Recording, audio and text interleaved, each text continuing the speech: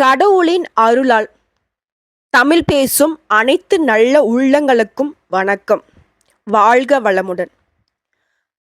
இப்போ வந்திருக்கக்கூடிய குரு பெயர்ச்சி 12 ஆண்டுகளுக்கு பிறகு மேஷ ராசியில இருந்து ரிஷபராசிக்கு மாறி இருக்கிறாரு.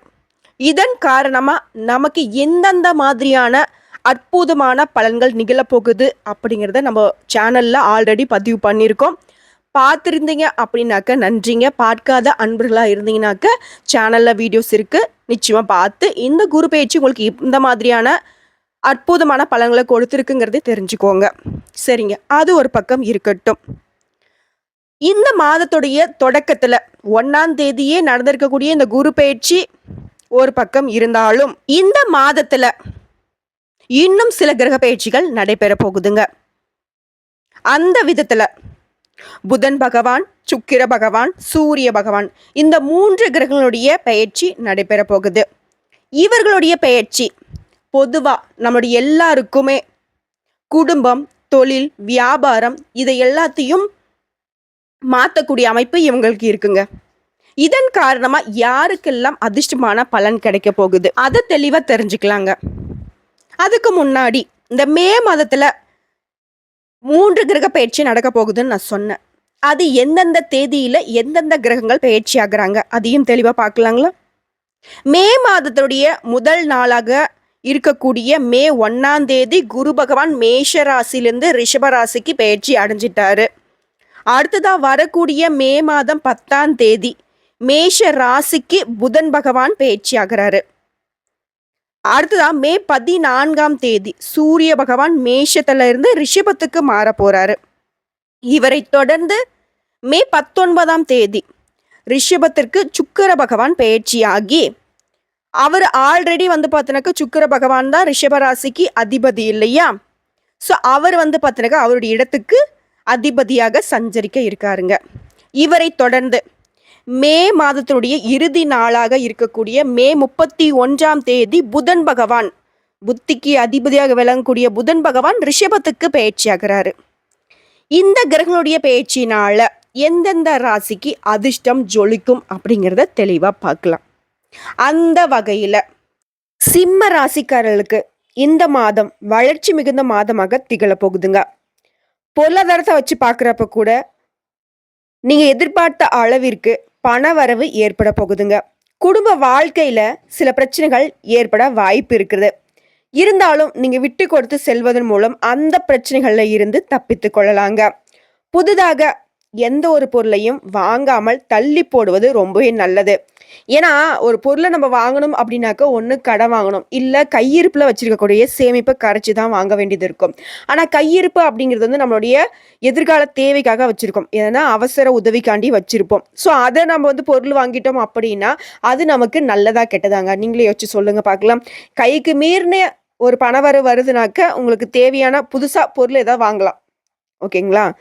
ஸோ அந்த வகையில் தான் நான் சொல்கிறேன், ஏதாவது புதுசாக பொருள் வாங்கணும் அப்படின்னாக்க 1க்கு 2 முறை யோசிங்க. இது தேவைதானா, இது இல்லாமலும் நம்மளால் வாழ்க்கையை நடத்த முடியுமா அப்படின்னு யோசித்து முடிவெடுத்து வாங்குவது ரொம்பவே நல்லது. அடுத்ததான் முக்கியமாக ஏதாவது முடிவு எடுக்கிறீங்க அப்படின்னா நிறைய பேர்கிட்ட ஆலோசனை பெற்று அதற்கப்புறமா நீங்கள் முடிவெடுப்பது ரொம்பவே நல்லது. முக்கியமாக வீட்டில் இருக்கக்கூடிய பெரியவங்க கிட்ட. அடுத்தா வேலையை பொறுத்த வரைக்கும் வேலை சுமை அதிகமாக இருக்குங்க.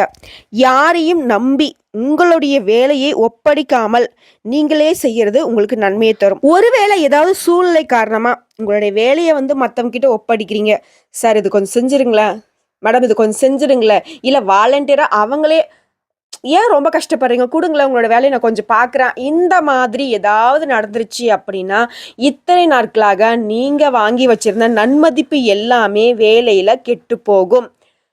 புரியுதுங்களா? அது மட்டும் கிடையாதுங்க, உங்களுடைய உயர் அதிகாரிகள்கிட்டையும் தேவையில்லாம உங்க பேரை கெடுக்கிறதுக்கான வேலையை அவங்க பார்த்து வச்சிருப்பாங்க. ஸோ இப்போ யோசிச்சு சொல்லுங்க பார்க்கலாம், உங்களுடைய வேலையை நீங்களே செய்யறது உத்தமமா இல்லை மற்றவங்க கிட்ட ஒப்படைக்கிறது உத்தமமா அப்படின்னு. முடிஞ்ச அளவுக்கு அடுத்தவங்களுடைய ஈடுபாடே இல்லாமல் பார்த்துக்கோங்க. உங்கள் வேலையில் கண்ணும் கருத்துமா இருங்க. முக்கியமாக ஏதாவது அரசாங்க உத்தியோகத்தில் இருக்கக்கூடியவங்க அரசு சம்மந்தப்பட்ட ஃபைல்களை கையாளுறீங்க அப்படின்னாக்கா அதில் ரொம்பவே கவனமாக இருங்க. புரியுதுங்களா? ஏன்னா வேலை நிமித்தம் காரணமாகவே நிறைய கண் திருஷ்டிகள் உங்களை சுத்திக்கிட்டு இருக்கு. இந்த விஷயம் உண்மைதான சிம்ம ராசி அன்பர்களே. அடுத்ததான் சொந்தமா தொழில் செய்யக்கூடிய சிம்ம ராசி அன்பர்களை பொறுத்த வரைக்கும் நீங்க எதிர்பார்த்த அளவிற்கு லாபம் கிடைப்பது சற்று சிரமமாக தான் இருக்கும். நீங்க எதிர்பார்த்த அளவுக்கு தான் சொன்னேன். இப்போ ஒரு 100 ரூபாய் எதிர்பார்த்திருக்கீங்க அப்படின்னாக்க 90 ரூபாய் கிடைக்கிறதுக்கு வாய்ப்பு இருக்கு. முழுமையா கிடைக்கிறதுக்கு வாய்ப்பு இல்லை. புரியுதுங்களா?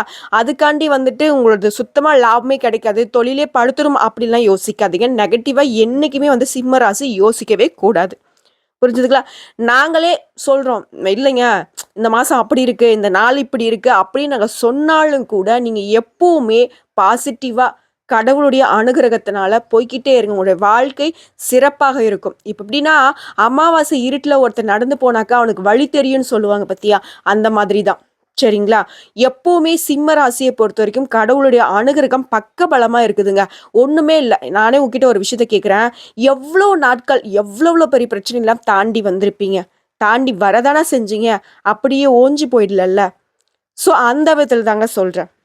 அடுத்ததா இந்த மாசத்தை பொறுத்த வரைக்கும் புதுசா ஏதாவது முதலீடு செய்யறத தவிர்ப்பது ரொம்பவே நல்லது. மேலும் இந்த மாதம் வந்து பார்த்தீங்கன்னாக்கா தொழில் ரீதியா ஏதாவது புதுசா விரிவுபடுத்துறது, முதலீடு பண்றது, இல்ல கூட்டு தொழில் செய்யறது, இந்த மாதிரி புதிய முயற்சிகள் எதுவும் செய்யாம வழக்கமா இருக்கக்கூடிய தொழிலை செஞ்சீங்கன்னாக்கா சிறப்பான மாதமா இருக்கும்.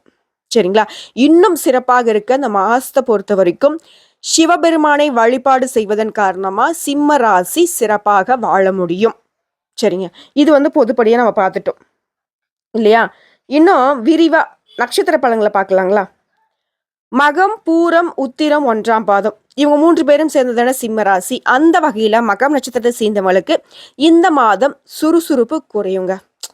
ஒரு மாதிரி ரொம்ப மந்த நிலைக்கு போக மாட்டீங்க, ரொம்ப வேகமா போறவங்க. இப்போ வந்து ஒரு 100ல போறேன் அப்படின்னாக்க ஒரு 70, 80ல போற மாதிரி இருக்குன்னு வச்சுக்கோங்களேன். அடுத்தா இந்த சுறுசுறுப்பு குறையறதுனால யோகா இந்த மாதிரி விஷயங்கள்ல உங்க மனசை ஈடுபடுத்திக்கிட்டீங்க அப்படின்னா மனநிலை சீராக இருக்குங்க. அடுத்த மக்கள் நலமும் சிறப்பாக இருக்கும். பெற்றோரோட நலத்துல வந்துட்டு அக்கறை காட்டுங்க. கலைத்துறையில இருக்கக்கூடிய அன்பர்களை பொறுத்த வரைக்கும் ரொம்பவே சிறப்பான மாதமாக இந்த மாதம் இருக்குங்க. குறிப்பா சொன்னாக்க இந்த நட்சத்திரக்காரர்களை பொறுத்த வரைக்கும் சங்கீத வித்வான்கள், அதன் காரணமாவே புகழ் ஓங்குங்க. டிவி இந்த மாதிரி மக்கள் தொடர்பு இந்த மாதிரி விஷயங்கள்ல சோசியல் மீடியாக்கள் மூலமாக உங்களுடைய புகழ் உச்சத்துக்கு செல்லக்கூடிய ஒரு அமைப்பு இந்த மாதத்துல இருக்குங்க. இன்னும் சிறப்பாக இருக்க சிவபெருமான வழிபாடு செய்யுங்க. அடுத்த பூரம் நட்சத்திரக்காரர்களை பொறுத்த வரைக்கும் இந்த மாசத்துல வெளிநாட்டு பயணம் ஆதாயத்தை தருங்க. ஓரிரு பெரியவர்கள் நீங்க எதிர்பார்த்த வகையில சன்மானம் வழங்குவாங்க. அடுத்தா மருத்துவர்கள், பேராசிரியர்கள், விஞ்ஞானிகள் இவங்களுக்கெல்லாம் வந்து பார்த்தீங்கன்னாக்க இந்த காலகட்டம் ரொம்பவே ஏத்துதா பார்க்கப்படுதுங்க. அடுத்தா நீங்க இந்த பூசம் நட்சத்திரத்தை பொறுத்த வரைக்கும் புதிய முயற்சிகள்ல ஈடுபடலாம். இதன் காரணமாகவும் நல்ல அனுகூலமான பலன் உண்டு. அடுத்த பொருளாதார சூழ்நிலையை பொறுத்த வரைக்கும் ரொம்பவே செழிப்பாக இருக்க போறீங்க. ஏழைகள் மீது கருணை கொண்டு உதவிகள் செஞ்சீங்க அப்படின்னாக்க இறைவனுடைய முழு அருளும் உங்களுக்கு கிடைக்குங்க. இல்லாதவங்களுக்கு உதவி செய்யுங்க உங்களால முடிஞ்ச அளவுக்கு. இன்னைக்கு மட்டும் இல்லைங்க, உங்களால என்னன்னைக்கெல்லாம் முடியுமோ. என்னுடைய நிலைமைக்கு நான் ஒரு 10 ரூபா டீ தான் மேடம் வாங்கி கொடுக்க முடியும், தாராளமா செய்யுங்க. உங்களுக்கே தெரியும் இல்லை, அந்த டீ கடையை சுற்றி வந்து பார்த்தீங்கன்னாக்கா ரொம்ப இல்லாதவங்க இருப்பாங்க இல்லையா? ஒரு டீ கூட 10 ரூபா வாங்கி கொடுக்க முடியாது, ஒரு குழந்தைங்களுக்கு பிஸ்கெட் வாங்கி கொடுக்க முடியும். இந்த மாதிரி ஆட்களுக்கு உதவி செய்யுங்க. பூரம் நட்சத்திரக்காரர்களை பொறுத்த வரைக்கும் இந்த மாதம் அமோகமாக இருக்கு. அடுத்த உத்திரம் 1ஆம் பாதம் இந்த மாதம் ஆற்றலும் ஐஸ்வர்யமும் கூடக்கூடிய ஒரு மாதம். ரொம்பவே அற்புதமான மாதம். துணிவும் தன்னம்பிக்கையும் இருக்கக்கூடிய உங்களுக்கு உங்களுடைய முயற்சிகள் எல்லாமே வெற்றியை கொடுக்கும். அதன் மூலம் எல்லாரும் தயங்கக்கூடிய ஒரு விஷயத்தை செய்து சாதனைகளை செய்வீங்க. அடுத்த மாணவர்களுக்கு உற்சாகமான நாட்கள் இந்த மாதத்துல இருக்க போகுது. வேலை மாற்றம் சம்பந்தமான விஷயங்கள்ல அனுகூலமான பலன் உண்டுங்க. அடுத்த ஊதிய உயர்வுடன் கூடிய பணிமாற்றம் உண்டு இந்த உத்திரம் 1ஆம் பாதம் நட்சத்திரக்காரர்களுக்கு.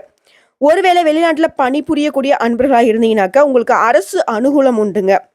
அடுத்து சொந்தமாக தொழில் செய்யக்கூடிய வியாபாரிகளுக்கு புதிய திட்டங்களை செயல்படுத்தி கொள்வதன் மூலம் புதிய புதிய வாய்ப்புகளை நீங்களே உருவாக்கி தொழிலை அடுத்த லெவலுக்கு கொண்டு போக போறீங்க. அடுத்தவர்கள் எல்லாமே வாய் மீது விரல் வைத்து உங்களை அண்ணாந்து பார்க்கக்கூடிய அளவுக்கு தொழிலில் நல்ல அசுர வளர்ச்சி பெற போறீங்க. ஆக மொத்தத்தில் இந்த மே மாதத்தை பொறுத்த வரைக்கும் சிம்ம ராசி அன்பர்களுக்கு நீங்க சிங்க நடை போட்டு வீர தீரமா வெற்றி கொடியை நாட்டிக்கிட்டு நடக்கக்கூடிய ஒரு அமைப்புல அமைஞ்சிருக்கு. இன்னும் சிறப்பாக இருக்க இந்த மாசத்தை பொறுத்த வரைக்கும் விநாயகப் பெருமானுக்கு அருகம்புல்லால அர்ச்சனை செய்து வழிபட ஏதாவது சின்ன சின்ன தடை தாமதங்கள் உங்களுடைய காரியங்கள்ல இருக்குனாக்கா அந்த தடைகள் விலகும், செல்வம் சேரும். புரியுதுங்களா? அடுத்ததா உங்களுக்கு இந்த மாசத்தை பொறுத்த வரைக்கும் சந்திராஷ்டமம் இருக்கக்கூடிய நாட்கள்னு பார்த்தீங்கன்னாக்கா ஆல்மோஸ்ட் முடிஞ்சிடுச்சிங்க. உங்களுக்கு அதிர்ஷ்டமான நாட்கள் மட்டும்தான் மீதி இருக்கு. வரக்கூடிய 26, 27ஆம் நாட்கள்ல வந்து அதிர்ஷ்டமான நாட்கள் இருக்கு. ஸோ இந்த நாட்களை பயன்படுத்தி இன்னும் சிறப்பான நிறைய நல்ல பலன்களை பெறுமாறு அன்புடன் கேட்டுக்கொள்கிறேன். மேடம், நிறைய நல்ல விஷயம் சொல்லியிருக்கீங்க. அதெல்லாம் நடக்குமா? நிச்சயமா நடக்கும். கேட்கும் போதே ஒரு மாதிரி ஆனந்தமா தான் இருக்கு. நடந்தா சரிதான் மேடம். ஏன்னா ரொம்ப கஷ்டப்பட்டுட்டேன். ஜனவரில இருந்தே வந்து பார்த்தீங்கன்னாக்க நிறைய எதிர்பார்த்துட்டு இருக்கேன். என்னோட வாழ்க்கை இன்னைக்கு மாறுமா, நாளைக்கு மாறுமா அப்படின்னு. யாரும் எனக்கு கை கொடுத்து தூக்கி விட ஆட்கள் இல்லை மேடம். என்னுடைய சொந்த முயற்சியில விழுந்து எழுந்து நின்றுட்டு இருக்கேன். அப்படியே கஷ்டப்பட்டு குடும்பத்தை காப்பாத்துறதுக்கு ஏஞ்சி நின்னாலும் பரவாயில்லடா, கஷ்டப்பட்டு நம்ம குடும்பத்தை காப்பாத்துறான்ட்டு பெத்தவங்களும் சரி, கூட பிறந்தவங்களும் சரி, கட்டிக்கிட்டவங்களும் சரி, நான் பெத்த பிள்ளைகளும் சரி, என்னோட உழைப்புக்கு சரியான ஒரு மதிப்பு மரியாதை கூட இல்லை மேடம். எவ்வளோ கஷ்டம் என்னோட உடம்புல கூட இருக்கு. என்னோட ஆரோக்கியம் எவ்வளோ பாதிக்கப்பட்டிருக்கு தெரியுமா மேடம்? நான் அதெல்லாம் சகிச்சுக்கிட்டு குடும்பத்துக்காண்டி ஓடிக்கிட்டு இருக்கேன். ஆனால் ஒரு பிரயோஜனமே இல்லாத மாதிரி தோணுது மேடம். சில சமயங்களில் என்னடா வாழ்க்கை எல்லாத்தையும் விட்டுட்டு போயிடலான்னு தோணுது. அடுத்த நொடியே வந்து பார்த்தோன்னாக்கா பின்னாடி திரும்பி பார்த்தா நம்ம இல்லை அப்படின்னாக்கா நம்ம குடும்பம் எந்த மாதிரி நிலை குலைஞ்சு போகுமோன்னு சொல்லிட்டு யோசிச்சு அப்படியே திரும்பி நிற்கிறேன் மேடம். நீங்கள் என்னமோ சொல்கிறீங்க சிங்கம், சிம்மம் அப்படி இப்படின்னு கோபம், தாபம், பயங்கரமான கோபம் வரதான் செய்யுது மேடம். ஆனால் இப்போ என்னால் காட்ட முடியல. அவ்வளோ ஆத்திரங்கள் வருது. சிங்கம்ன்ற கண்டிப்பாக நான் ஒத்துக்கிறேன் மேடம். என்னோட கர்ஜனைக்கு வந்து பார்த்தீங்கன்னாக்கா ஒரு காட்டு காட்டுனா போதும், என்னோட குடும்பமே சுக்கு நூறாயிடும். ஏன்னா அந்த அளவுக்கு அவங்க என்னை வந்து புரிஞ்சுக்காம நடந்துக்கிட்டு இருக்காங்க. சுற்றி இருக்கிறவங்களும் அப்படிதான். ஒரு சிங்கம் அப்படின்ற ஒரு தோற்றமே இல்லாமல் வாழ்ந்துட்டு இருக்கேன் மேடம். நான் இருந்த ஒரு காலத்தில் வேற மாதிரி இருந்தேன். ஆனால் இப்போ அந்த ஒரு அமைப்பு இல்லை. நீங்கள் சொல்லும் போது எனக்கு பழைய ஞாபகங்கள் வருதா? ஆமாம், நம்ம அப்படி தானே இருந்தோம் அப்படின்னு. ஆனால் எல்லாம் மாறி போச்சு மேடம். இப்போ என்ன செய்யட்டும் அப்படின்னா ஒன்றுமே பண்ண வேணாம். உங்களுடைய உழைப்புக்கு தகுந்த ஊதியம் கிடைக்கணும். முருகப்பெருமான செவ்வாய்க்கிழமைகளில் வழிபாடு செய்யுங்க. எனக்கு பெருசாக உழைப்பு நான் போடக்கூடாது மேடம்.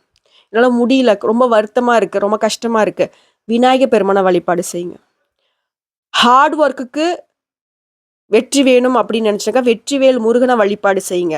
நான் ஸ்மார்ட்டாக வேலை செய்யணும் அப்படின்னாக்கா விநாயகர் பெருமானை வழிபாடு செய்யுங்க.